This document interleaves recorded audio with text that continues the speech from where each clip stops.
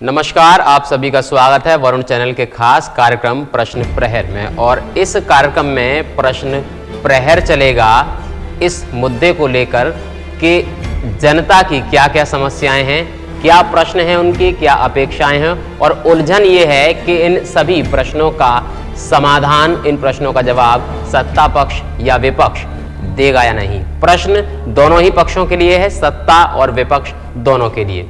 दरअसल उत्तर प्रदेश में विधानसभा के चुनाव चल रहे हैं और सभी राजनीतिक दल जनता को रिझाने के लिए ढेरों वायदे कर रहे हैं। फ्री और सस्ती बिजली देने का वादा भी उसी में शामिल है। विधानसभा चुनाव के बाद उत्तर प्रदेश के बिजली उपभोक्ताओं को बिल की दरों में वृद्धि का करंट लग सकता है। भले ही तात्कालिक घरेलू उपभोक्ताओं व किसानों की दरों में वृद्धि न की जाए, लेकिन कमर्शियल व औद्योगिक समेत अन्य श्रेणियों पर भार पड़ सकता है। वहीं चुनाव के बाद मुफ्त बिजली का वादा पूरा करना भी नई सरकार के लिए एक बड़ी चुनौती होगा। वजह उत्तर प्रदेश की बिजली कंपनियों का घाटा 1 लाख करोड़ रुपए तक पहुंच चुका है और उन पर भारी भरकम कर्ज भी है। कंपनियों पर उत्पादकों से खरीदी गई बिजली की बड़ी देनदारी भी है। ऐसे में घाटे की भरपाई और कंपनियों की वित्तीय व्यवस्था पटरी पर लाने के लिए फिलहाल दरें बढ़ाने के अलावा सरकार के सामने कोई विकल्प नहीं है। सवाल यह भी उठाया जा रहा है कि जब कंपनियों के पास बिजली खरीदने का पैसा ही नहीं होगा तो मुफ्त बिजली भला कैसे दी जाएगी। दरअसल चुनाव के बाद बिजली दरों में बढ़ोतरी के संकेत इससे भी मिल रहे हैं कि भारत सरकार ने सभी राज्यों की बिजली कंपनियों को समय पर बिजली दरें पुनरीक्षित करने को कहा है। प्रदेश में विधानसभा चुनाव के कारण पावर कॉरपोरेशन 2022-23 के लिए नई दरों का प्रस्ताव अभी तक राज्य विद्युत नियामक आयोग को नहीं सौंप सका है। सूत्रों का कहना है कि कॉरपोरेशन 2022-23 का वार्षिक राजस्व आवश्यकता और टैरिफ प्रस्ताव तैयार कर रहा है, लेकिन सरकार की ओर से हरी झंडी मिले बगैर इसे आयोग में दाखिल नहीं किया जाएगा। नई दरों के मामले में सरकार फूंक फूंक कर कदम रख रही है क्योंकि वह विपक्ष को एक और मुद्दा नहीं देना चाहती। माना जा रहा है कि अगले वित्तीय वर्ष का वार्षिक राजस्व आवश्यकता व टैरिफ प्रस्ताव अब मार्च में ही दाखिल किया जाएगा। संभावना है कि नियामक आयोग स्वतः नई दरें तय कर सकता है जिससे सरकार पर कोई तोहमत न लगे। अगर आंकड़ों पर नजर डालें तो वर्ष 2017 से लेकर 2020-21 तक बिजली कंपनियों को कुल आर्थिक घाटा 70,554 करोड़ हो चुका है, जिसमें 2017-18 में 15,534 करोड़, 2018-19 में 16,918 करोड़, 2019-20 में 12,892 करोड़ तथा 2020-21 में 16,160 करोड़ रुपए का वर्षवार घाटा है। 2020-21 तक कुल घाटे 70,554 करोड़ के अतिरिक्त सरकार के ऊपर कुल देनदारी 26,419 करोड़ रुपए और भी है। लिहाजा यह कुल घाटा 1 लाख करोड़ के आसपास तक पहुंच जाता है। विशेषज्ञों का मानना है कि प्रदेश में सरकारी विभागों पर ही 20,000 करोड़ रुपए का बिल बकाया है। 5 से 7,000 करोड़ की सब्सिडी भी सरकार के ऊपर बकाया है। पूरे देश में 70,000 करोड़ रुपए सब्सिडी का बकाया है। अगर सरकार ही सब्सिडी नहीं देगी तो कंपनियां बिजली खरीदेंगी कैसे, और फिर 300 यूनिट और किसानों को मुफ्त बिजली आखिर मिलेगी कहां से। इस बार चुनाव में सत्तारूढ़ भाजपा तथा विपक्ष समाजवादी पार्टी, आम आदमी पार्टी व कांग्रेस ने बिजली को लेकर अलग अलग वादे किए हैं। भाजपा ने किसानों को सिंचाई के लिए मुफ्त बिजली तो सपा ने सभी को 300 यूनिट और किसानों को मुफ्त बिजली देने का वायदा किया है। ऐसे ही आप व कांग्रेस ने भी वादे किए हैं और सियासी दलों के अनुसार यदि सभी को 300 यूनिट और किसानों को मुफ्त बिजली दी गई तो 34,682 करोड़ रुपए सब्सिडी की आवश्यकता होगी। वहीं केवल किसानों को सिंचाई के लिए मुफ्त बिजली का वादा पूरा करने के लिए 13,500 करोड़ की सब्सिडी का इंतजाम करना होगा। मौजूदा समय में राज्य सरकार बिजली कंपनियों को 11,500 करोड़ रुपए सब्सिडी दे रही है। इन तमाम बिंदुओं को ध्यान में रखते हुए समाजवादी पार्टी के नेता राजेश सैनी ने सरकार को घेरा है। उन्होंने कहा कि भारतीय जनता पार्टी ने उत्तर प्रदेश में 2017 से कमान संभाली है और उसके बाद से ही बिजली कंपनियां घाटे में जा रही हैं। उन्होंने कहा कि भारतीय जनता पार्टी के मुख्यमंत्री को बिजली विभाग चलाना नहीं आता। इतना ही नहीं बल्कि समाजवादी पार्टी के चुनावी घोषणा पत्र में 300 यूनिट फ्री बिजली देने के सवाल पर राजेश सैनी ने कहा कि जिस प्रकार उन्होंने बसपा से सरकार अपने हाथ में लेकर उनका पुराना कर्ज अदा किया था, उसी प्रकार वह भाजपा से सरकार अपने हाथ में लेकर भी पुराना बिजली बकाया भुगतान कर देंगे और किए गए वायदे के अनुसार 300 यूनिट बिजली फ्री भी दे देंगे। देखिए, घाटा तो जाएगा ही।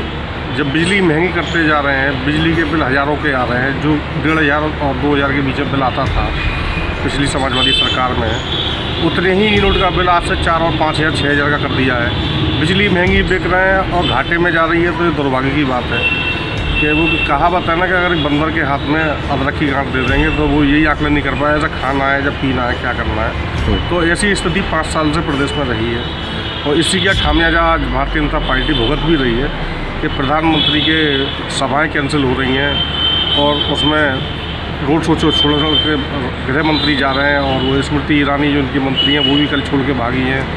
जनता इनको खदेड़ रही है। तो ये सब एक नौसिखिया वाला सिस्टम रहा है। बुलडोजर चला दूंगा, गाड़ दूंगा, मार दूंगा। अगर इससे ज़्यादा वो जानते ही नहीं, गुंडे की भाषा से पूरा प्रदेश चलाया 5 साल। तो वो कंपनियों के बारे में उनको इतना ज्ञान ही नहीं है, घाटे से कैसे उभारना है उनको। और घाटा तो नहीं जाना चाहिए, ये कहीं ना कहीं करप्शन है बहुत बड़ा। इसकी तो जाँच होनी चाहिए, सरकार चेंज होने पर CBI जाँच होनी चाहिए, घाटा क्यों जा रहा है। ₹100 खर्च हुआ और अभी आनंद फानंद में योगी जी उसका उद्घाटन कर गए। हालांकि वो समाजवादी पार्टी के नेता आदरणीय अखिलेश यादव जी के शासनकाल में लगाई गई थी और उसका जब प्रदेश का मुख्यमंत्री दुर्भाग्य कि उस प्लांट का नाम नहीं ले पाता है, तो बिजली कंपनियों को किस तरीके से वो चलाएंगे, किस तरीके से घाटे से उभारेंगे, घाटा क्यों जा रहा है, कैसे वो आकलन करेंगे, जो प्लांट का नाम ही लेने में असफल हैं। और रही बात उसकी कि पूरे तरीके से ये प्रचार तंत्र की सरकार है। इन्होंने कहीं ना कहीं इतना बड़ा ऐड जो अखबारों में टीवियों पर चल रहा है चुनाव के दौरान और पहले भी चलता रहा है पूरे 4-5 साल, काम तो किया नहीं। जनता को बेवकूफ़ बनाने का काम इन्होंने किया, वो टीवी और प्रचार के माध्यम से, गोदी मीडिया के माध्यम से उन्होंने किया है। और वो कहीं ना कहीं प्रचार पर उन्होंने पैसा खर्च किया है, उल्टा सीधा पैसा बहाया। घोटाले तो खुलेंगे, सबसे बड़ा इस सरकार में घोटाला है शौचालय और गौशाला, और भी बहुत सारे घोटाले हैं। तो ये भी एक बिजली घोटाला सामने निकल के आ रहा है, 1 लाख करोड़ का या बकाया है इतनी महंगी बिजली होने के बाद। ये दुर्भाग्यपूर्ण है। अच्छा राजेश जी, समाजवादी पार्टी के भी मैनिफेस्टो में ये बात कही जा रही है कि बिजली फ्री की जाएगी 300 यूनिट तक। तो इन घाटे की स्थितियों में बिजली को कैसे आप फ्री कर देंगे? देखिए, हमने पहले भी किसानों को सिंचाई के लिए बिजली दी और बहुत सारे काम किए, बिजली सस्ती दी हम लोगों ने। हमारी सरकार जब अखिलेश जी की सरकार थी तो उसमें हम घाटे में नहीं थे, थोड़ा बहुत घाटा था तो उसको सरकार पूरा करती थी। तो ऐसा नहीं है कि अगर उन्होंने समाजवादी पार्टी ने घोषणा की है, हमारे राष्ट्रपति ने कोई घोषणा की है तो हम उसको पूरा नहीं करेंगे। निश्चित ही हम 300 यूनिट बिजली फ्री जनता को देंगे और देने का काम करेंगे। रही बात घाटे की, तो इसमें विचार चल रहा है, घाटे से भी हम लोग उभर के आएंगे। हमने पहले भी कई सारे भुगतान किए थे बसपा सरकार के, बसपा सरकार में भी बिजली विभाग घाटे में था। घाटे का कारण समझ में नहीं आता। जब ये बसपा भाजपा की ये सरकार बन जाती है तो ये समझ आता है घाटा इनके सरकार में क्यों होता है, क्योंकि ये भ्रष्ट पार्टियाँ हैं, इनका नाम ही भ्रष्ट है। इनका तो भाजपा को नाम बदल करके भ्रष्टाचार पार्टी कर देना चाहिए और जनता इसका जवाब दे रही है। उत्तर प्रदेश में 30 चरण का चुनाव कर ले, उसमें भी जवाब देगी। यहाँ तो इनकी हालत 2 चरणों में पतली करी दी है, 3 चरण में पतली होगी, 4थे, 5वें, 6ठे, 7वें में इनको दौड़ाने का काम करेगी प्रदेश की। लगातार घाटे में चल रहे बिजली विभाग की स्थिति को देखने से लगता है कि सत्तारूढ़ दल और विपक्षी दलों द्वारा किए जा रहे वादे केवल हवा हवाई हैं, क्योंकि खुद बिजली कंपनियां इस बात के संकेत दे रही हैं कि आने वाले दिनों में बिजली की दरें बढ़ाई जा सकती हैं। ऐसे में मुफ्त बिजली देना तो दूर की कौड़ी नजर आती है। इधर दूसरी तरफ मौजूदा सरकार द्वारा हाल में बिजली की दरों को आधा किए जाने की बात भी हवा हवाई साबित होती नजर आ रही है। शहर के उपभोक्ताओं का कहना है कि उनकी दरों में कोई परिवर्तन नहीं हुआ है। बिजली का जो बिल पहले आया करता था वह यथावत बना हुआ है। इसके अतिरिक्त बिजली विभाग के अधिकारियों की माने तो यह योजना किसानों के लिए थी, परंतु अभी तक यह योजना प्रक्रिया से गुजर रही है, इसे अभी लागू नहीं किया जा सका। हालांकि भारतीय जनता पार्टी के नेता इन तमाम सवालों के जवाब में तथ्य प्रस्तुत करने में असमर्थ नजर आ रहे हैं। भाजपा नेता यतेंद्र वाईके की माने तो कोरोना काल में स्वास्थ्य प्रबंधों पर हुए खर्च के कारण विद्युत कंपनियों का बकाया हो सकता है, लेकिन पार्टी में बड़े पदों पर बैठे विशेषज्ञ इन सब समस्याओं से निपटते हुए किया गया वादा जरूर पूरा करेंगे। उन्होंने कहा कि मुफ्त बिजली देने के लिए उच्च स्तर पर योजना बनाई जा रही है, लेकिन वे इसका खुलासा नहीं करना चाहते। तीसरे चरण का चुनाव संपन्न हो जाने के बाद 4 चरण और बकाया हैं और उसके बाद 10 मार्च को सभी राजनीतिक दलों का परिणाम सामने आ जाएगा। इस चुनावों में मुख्य रूप से बिजली का मुद्दा छाया हुआ है। तमाम राजनीतिक दल किसानों को और आम जनता को भी फ्री, सस्ती और निर्बाध बिजली आपूर्ति देने की बात कर रहे हैं, लेकिन अगर हम देखें तो लगभग 1 लाख करोड़ के घाटे से बिजली विभाग गुजर रहा है। ऐसे में ये राजनीतिक दल कैसे इस घाटे को पूरा कर पाएंगे, कैसे मुफ्त बिजली दे पाएंगे, इसके लिए बातचीत करने के लिए भारतीय जनता पार्टी के वरिष्ठ नेता यतेंद्र गुप्ता वाईके जी हमारे साथ मौजूद हैं। यतेंद्र जी, बिजली विभाग जो है वर्तमान में वो लगभग 1 लाख करोड़ के घाटे से गुजर रहा है और 2017 के बाद से लेकर और 2021-22 के सत्र तक हम देखें तो लगभग जो है 1 लाख करोड़ के घाटे के आसपास है। तो ऐसी स्थिति में आने वाले दिनों में बिजली की दरें और बढ़ने की संभावनाएं बन जाती हैं, जैसा बिजली कंपनियों का मानना है। ऐसी स्थिति में आप दावा कर रहे हैं बिजली किसानों को फ्री देने का, कैसे कर पाएंगे, कैसे घाटे से निकाल पाएंगे? देखिए दिलीप जी, सवाल बहुत अच्छा आपने किया है, वास्तव में बहुत अच्छा सवाल है। परंतु पहली बात तो ये आपका कहना गलत है कि बिजली विभाग को, बिजली की कंपनियों को घाटा है। वह कर्जा हो सकता है, उनका पेमेंट ना हुआ उस सब्सिडी के रूप में, वो कर्जा हो सकता है, पर वो घाटा नहीं है। घाटा एक दूसरे स्वरूप होता है घाटे का। कोई चीज़ महंगी खरीद के सस्ती बेच दी जाए, ऐसा नहीं है। कोई बिजली कंपनी सस्ता माल नहीं बेच रही है, तो वो घाटा नहीं है, एक बात। दूसरी बात, हमारे जो संकल्प पत्र में किसानों को माननीय योगी जी द्वारा और माननीय मोदी जी द्वारा जो किसानों को बिजली फ्री देने की बात कही गई है, वो एक देश की तरक्की का रास्ता है।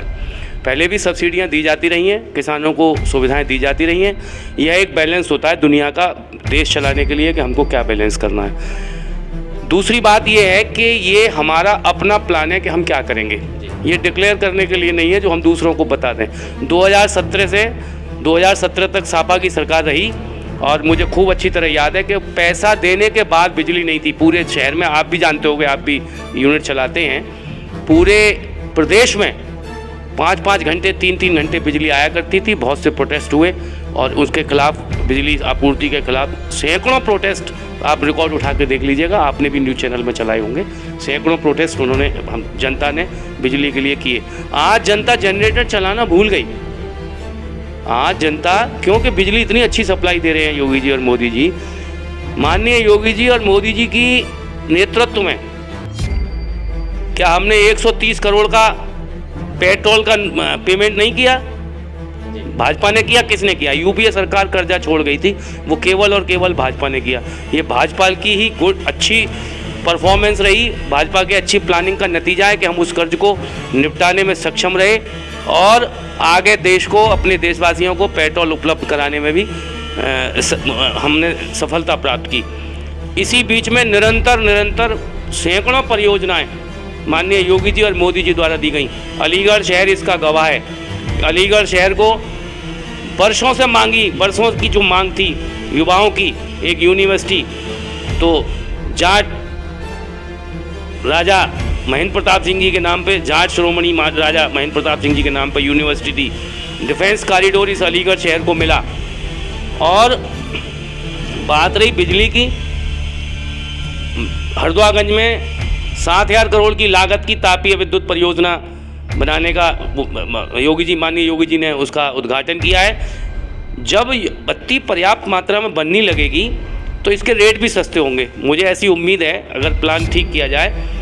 दूसरा मेरा थोड़ा सा कहना ब्यूरोक्रेट्स है, कोई घाटा नहीं है। जो लाइन लॉसेस हैं अगर इनको हम बचा लिए जाएं तो मेरा ऐसा मानना है कि बिजली के रेट और घट सकते हैं, कम रेट में हम जनता को बिजली उपलब्ध करा पाएंगे, ऐसा हमारा मानना है। लेकिन जो मैं आपको अभी आंकड़ा बता रहा हूँ 2017 से लेकर के अगर हम 2022 तक देखें तो जैसा कि आपने अभी कहा कि ये घाटा नहीं है, ये बकाया है। लेकिन जो बिजली की कंपनियाँ हैं, बिजली की कंपनियों का ये कहना है कि उनको सब्सिडी का भुगतान तक नहीं कर पा रही है सरकार, तो वो आगे बिजली कैसे खरीदेंगे? आपको फ्री बिजली बांटनी है और आप जो है उसका सब्सिडी नहीं दे रहे हैं कंपनियों को। ये मैंने माना, यहाँ बात आपकी ठीक है कि वो घाटा नहीं, कर्जा हो सकता है। तो जब हम 130 करोड़ का कर्जा दे सकते हैं, पटा सकते हैं दूसरे की सरकार का, तो अपने समय का भी पटा देंगे। इस बीच में ये देवी आपदा जो कोरोना के रूप में हमारे देश में आई, जिसमें वर्ल्ड के बड़े बड़े देश, अमेरिका जैसे देश फेलियर हो गए, और माननीय मोदी जी की कार्यशैली और रणनीति से यहाँ इतने करोड़, 150 करोड़ वैक्सीन यहाँ फ्री ऑफ कॉस्ट लगा दी गई। वो बाहर किस पे पड़ा? एक एक्स्ट्रा खर्च आ गया। जैसे घर में कोई शादी विवाह आ जाता है तो कुछ खर्चे दूसरे, कहीं जिम्मेदारियां बढ़ जाती हैं, एक तरफ खर्च बढ़ जाता है, तो हो सकता है उधर पेमेंट ना हुआ हो। लेकिन कोरोना निश्चित ही, अगर कोरोना किसी और की सरकार में आया होता इस हिंदुस्तान में तो करोड़ों लोग, मेरा अपना अनुमान है कि आधी जनसंख्या 1950 की जनसंख्या यहाँ रह गई होती। लेकिन कोरोना की वैक्सीन के लिए प्रबंध केंद्र सरकार ने किए थे और घाटा जो है राज्य सरकार को जा रहा है, ऐसा कैसे? देखिए, केंद्र सब कहीं ना कहीं एक होती हैं। जब केंद्र को हम लोग टैक्स देते हैं, राज्य सरकारें अपने केंद्र का हिस्सा देती हैं। व्यापार में भी जीएसटी आधा केंद्र को जाता है, आधा प्रदेश को जाता है। तो जब प्रदेश पर कोई एक्स्ट्रा भार, कोई खर्चा अलग से आता है तो केंद्र सरकार उनको मदद के रूप में वो प्रोवाइड करती है, ऐसा नियम है। अगर कोई घाटा नहीं भी आता है तो भी प्रदेश के विकास में केंद्र का सहयोग रहता है। वही माननीय योगी जी माननीय मोदी जी बार बार निरंतर योजनाओं के तहत, उज्ज्वला योजना मोदी जी ने दी, आपकी शौचालय योजना जो बहन बेटी हमारी गांव में असुरक्षित थी, इज्जत से भी और वैसे भी रात में 2 बजे अगर किसी बहन बेटी को कोई पेट खराब होता है, कोई परेशानी होती है तो जंगल जाती थी। ऐसी सोच मैं समझता हूँ हिंदुस्तान के दूसरे किसी पार्टी पर है ही नहीं। ये केवल और केवल ऐसी अच्छी सोच भाजपा के पास है और भाजपा का नेतृत्व ही जनता के हित की सोच सकता है और निरंतर सोच रहा है और आगे भी सोचेगा। अच्छा, लेकिन बात एक यहाँ पर एक प्रश्न और खड़ा हो रहा है कि जहाँ एक तरफ बिजली कंपनियाँ बकाया उनके पास आ नहीं रहा है, वो कैसे तो उत्पादन इकाइयों से खरीदें, दूसरी तरफ आपने वादा किया है किसानों को सिंचाई के लिए मुफ्त बिजली देने का, और किसानों के लिए मुफ्त बिजली देने का अर्थ है 13,500 करोड़ रुपए का खर्चा।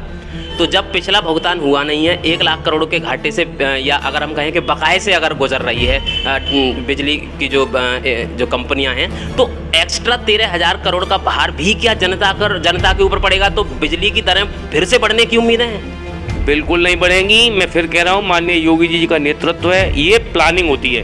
कहाँ मैं बता रहा हूँ, मेरी बात को सुने, आपने बिल्कुल ठीक कहा।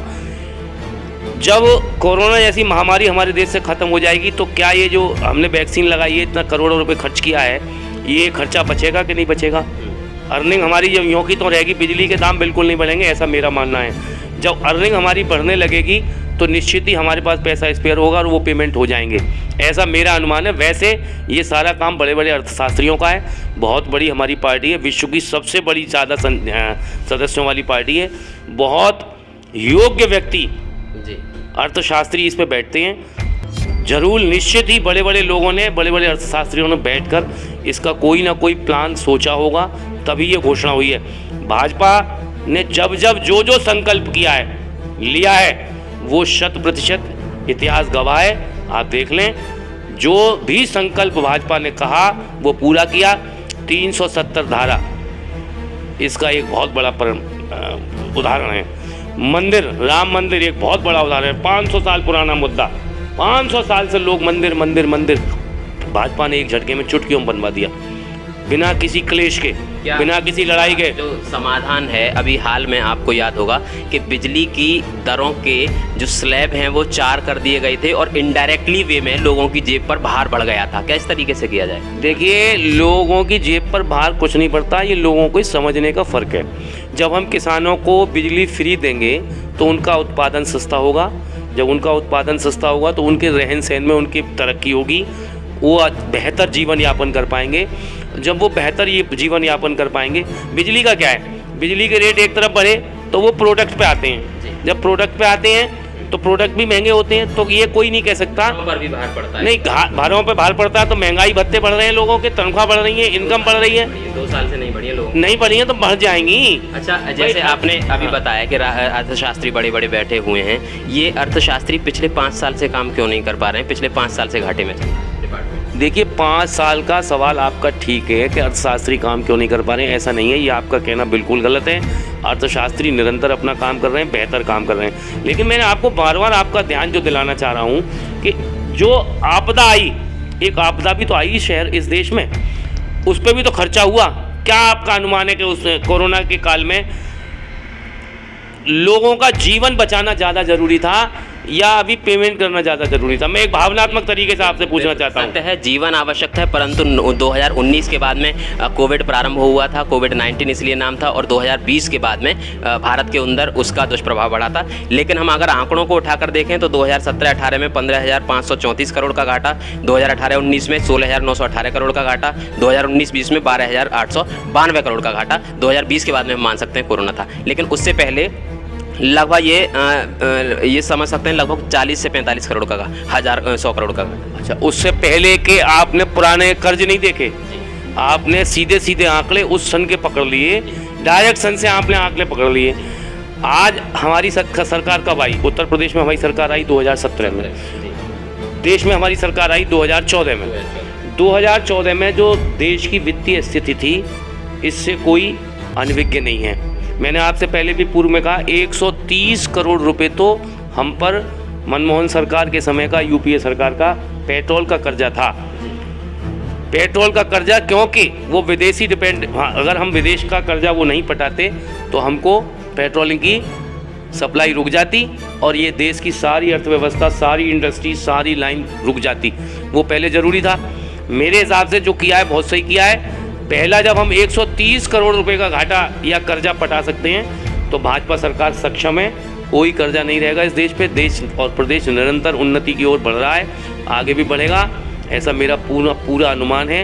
ये एक आंकड़ा मात्र रहता है कि कैसे भी सरकार को बदनाम करने का प्लान कोई ना कोई बनाया जाए, ठीक है। संकल्प और वायदे के नाम पर मैं कह रहा हूँ, मैं पूछना चाहता हूँ 5 साल की सरकार में माननीय योगी जी के क्या मकान बन गए? माननीय अखिलेश जी के कोठी से जरा तुलना करो ना, कैसी जगह पे रहते हैं माननीय योगी जी, उनका कोई मकान बना क्या? उनकी कोठी देखो जी। तो जब हमारे ऊपर खर्च कुछ नहीं है, हम जो कर रहे हैं इस देश के लिए कर रहे हैं, इस देश की जनता के लिए कर रहे हैं और आगे भी करते रहेंगे, ये ऐसा हमारा विश्वास है। एक और महत्वपूर्ण अंतिम प्रश्न मैं कहूँगा इसको कि आपने जैसा कहा कि 130 करोड़ रुपए का घाटा जो है पेट्रोल कंपनियों का केंद्र सरकार ने भुगतान किया है, लेकिन जो 1 लाख करोड़ का जो पुराना जो कर्जा अभी की जो अगली सरकार चाहे भाजपा या सपा जिसकी भी हो, जिसके सामने ये 100 करोड़ का बकाया होगा, उसकी तुलना में ये मात्र 1.3% है। तो क्या उसका लगभग 100 गुना अधिक कर्जा निकाल पाएगी अगली चाहे भाजपा या सपा की जो सरकार? नहीं, 1.1% क्या, मैं समझा ही नहीं। 130 करोड़ और ये 70 करोड़ का मात्र जो अखबार अभी कल परसों मैंने पढ़ा है 70,000 करोड़ ही मान लो, 70,000 एक बहुत बड़ा। 130 करोड़ ज़्यादा होते हैं या 70,000 करोड़ ज़्यादा होते हैं? 70,000 करोड़। हाँ, और 130, ठीक है 70,000 और 130,000 करोड़। 130,000 करोड़ है या 130 करोड़? मेरा ध्यान है 130,000 करोड़ है शायद, मैं हो सकता है मुझे कोई कंफ्यूजन हो, मैं इसमें कोई वो नहीं ले रहा क्योंकि बहुत पुरानी बात हो गई। और फिर मैं बार बार कह रहा हूँ कि ये देश का अर्थव्यवस्था का मामला है। इस बीच में क्योंकि कोरोना आया है और भी काम, जब हमने अर्थव्यवस्था ली थी, जब देश में हमें शासन मिला था, उन व्यवस्थाओं को देखते हुए आज देश और प्रदेश बहुत तरक्की पे हैं। विदेशों में हमारी मान सम्मान साख बढ़ी है। हमने बहुत सारे रक्षा यंत्र खरीदे हैं, चीन से लड़ाई लड़ने में हम सक्षम हुए हैं, अमेरिका हमको मान सम्मान देने लगा है। तुलनात्मक अध्ययन भी करना दिलीप जी बहुत आवश्यक है। शासनकाल में चतुर्दिशीय विकास के लिए कुछ प्लस माइनस होता है, मैं मान जाता हूँ, लेकिन सरकार हमारी हर तरह से सक्षम है और भाजपा आएगी, पुनः आएगी, माननीय योगी जी प्रदेश के मुख्यमंत्री बनेंगे और ये बहुत छोटी मोटी बातें, इन समस्याओं से हम निश्चित ही निपटारा कर लेंगे, कोई प्रॉब्लम का विषय नहीं है।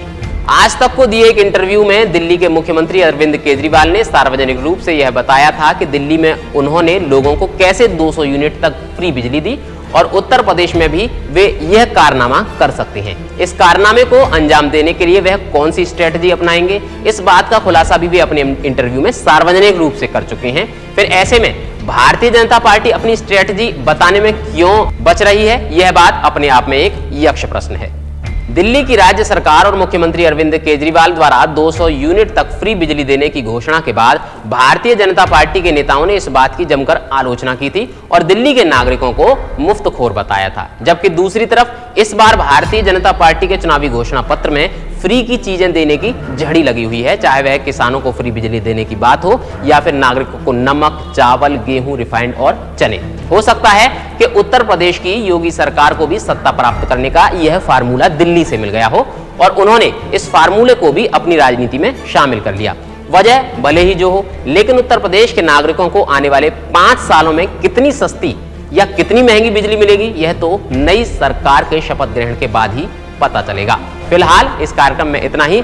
आगे किसी नए मुद्दे पर और नए प्रश्नों पर चर्चा करेंगे। तब तक के लिए दीजिए इजाजत। नमस्कार।